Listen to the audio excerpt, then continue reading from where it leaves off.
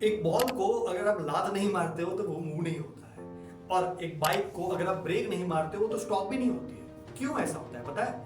यही क्वेश्चंस को डिटेल में टेक्निकली आंसर करने वाला है हमारा chapter number 8, force and the laws of motion. और यही चैप्टर को हम अच्छे से क्विकली पूरा का पूरा 10 मिनट में रिवाइज करने वाले हैं, तो बने रहिए मेरे साथ। स्वागत है आपका एक अनोखे यूट्यूब चैनल जिसका नाम है द पेइंग टीचर। अनोखा इसलिए क्योंकि यहाँ पे आपको नॉलेज भी मिलता है और पैसे कमाने का मौका भी। हर मंगलवार रात के 9:15 बजे एक लाइव क्विज होता है जिसमें पार्टिसिपेट करके आंसर करके आप 500 रुपए जीत सकते हो हर हफ्ते। क्यों, कैसे, ये सब आपको डिस्क्रिप्शन में मिल जाएगा और मेरे लाइव सेशंस भी आप चेक कर सकते हो अगर मुझे जानिए तो। चलिए स्टार्ट करते हैं हमारा chapter number 8, force and the laws of motion. So let us understand the basic thing, that is what is force. A force is a push or pull on an object that changes or tries to change its state of motion or shape.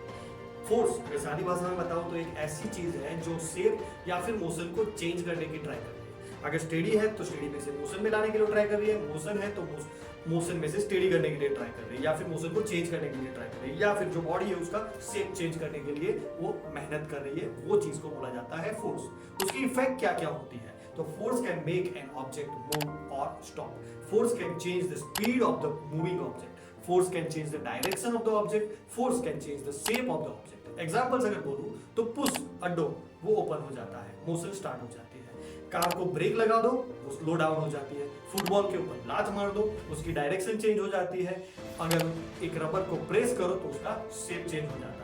अगर एक ball rest में है तो वो खुद से move नहीं करेगा, राइट? जब तक आप उसके ऊपर कुछ फोर्स अप्लाई नहीं करते तब तक वो मोशन में नहीं आएगा। इसका मतलब फोर्स एक एक्सटर्नल एजेंट है। फोर्स एक एक्सटर्नल एजेंट है जो मोशन पे चेंज लाता है, मोशन को चेंज करता है। अभी फोर्स दो टाइप के होते हैं, एक होता है बैलेंस्ड फोर्स एंड दूसरा होता है unbalanced force. Balanced force, when equal and opposing force act on an object, they cancel each other out and the object remains at rest or moves at constant velocity. No change in motion occurs. For example अगर बात करूं तो tug of war जैसे हम खेलते हैं, right? तो अगर दोनों टीम्स इक्वल फोर्स लगाएगी तो क्या होगा? रोप बिल्कुल भी नहीं हिलेगी, वो जो बीच वाला जो कपड़ा बंधा होता है वो कभी हिलेगा नहीं। दूसरा एग्जाम्पल, अब बुक जो है अगर वो टेबल के ऊपर पड़ी हुई है तो वो बैलेंस में है। ग्रेविटी उसको नीचे खींच रही है और टेबल जो है उसको ऊपर की ओर धक्का मार रहा है। It is in the balance condition, इसलिए वो गिरती नहीं है। वैसे ऐसे फोर्सेस को बोला जाता है बैलेंस्ड फोर्सेस।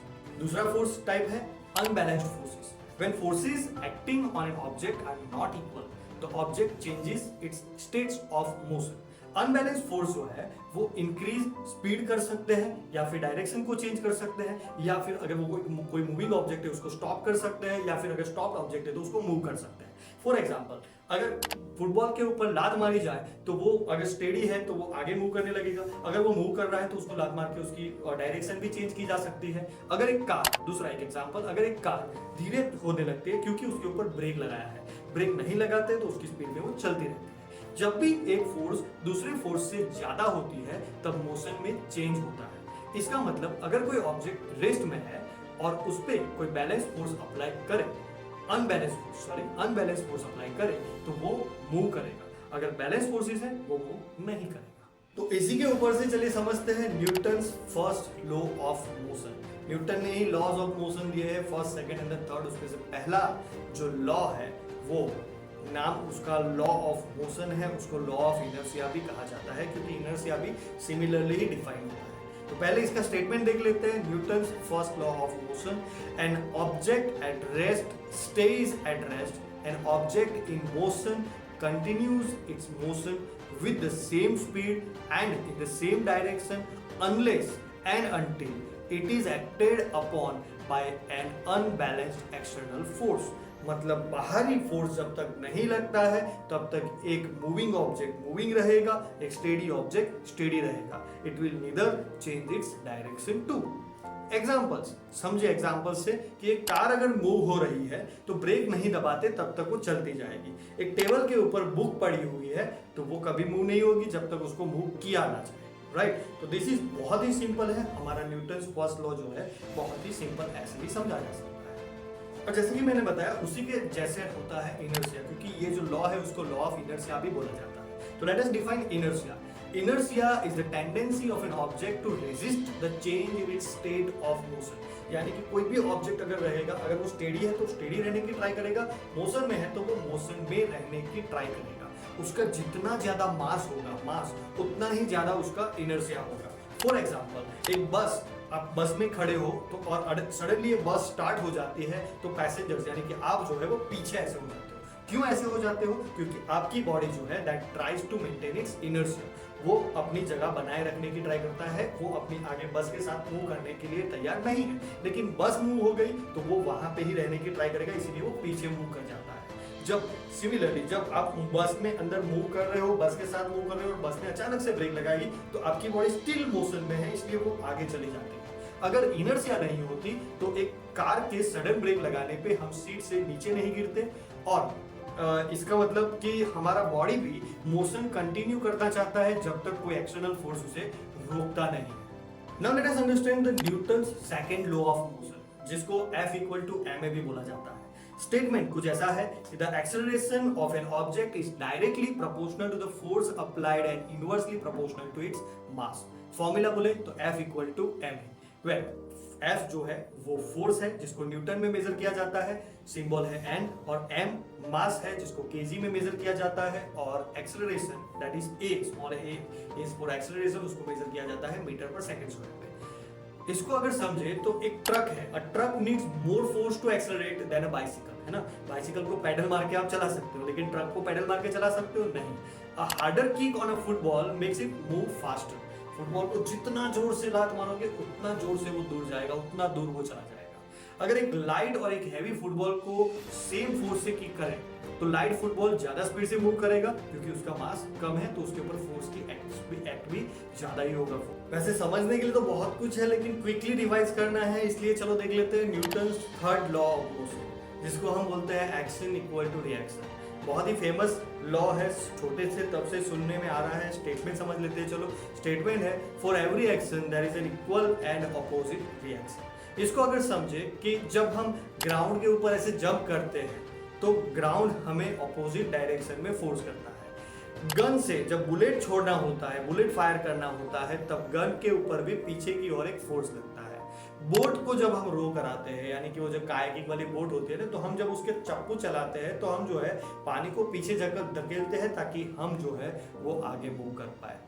रॉकेट में भी यही एक एग्जांपल, मतलब रॉकेट जो है इसका बेस्ट एग्जांपल है। जैसे रॉकेट प्रपोर्शन में रॉकेट नीचे एयर को पुश करता है ताकि ऑपोजिट डायरेक्शन में उसको अच्छे से फोर्स मिल पाए। वॉकिंग, हम जब ग्राउंड को पुश करते हैं वॉकिंग के अंदर, तब ग्राउंड हमें फॉरवर्ड पुश करता है, क्योंकि ग्राउंड पीछे नहीं हटता है, हम आगे बढ़ सकते हैं। तो ये सारे जो है there are the examples of third law of motion. और एक इंपॉर्टेंट टर्म है चैप्टर में, दैट इज मोमेंटम। मोमेंटम को सिंबल होता है उसका p, और p इक्वल टू होता है m। डिफाइन अगर करें तो momentum is the product of mass and velocity of an object. Formula जैसे कि मैंने बताया, momentum equal to mass into velocity. ज्यादा मास ज्यादा वेलोसिटी ज्यादा मोमेंटम। अब fast moving bullet has more momentum than a slow moving truck, है ना।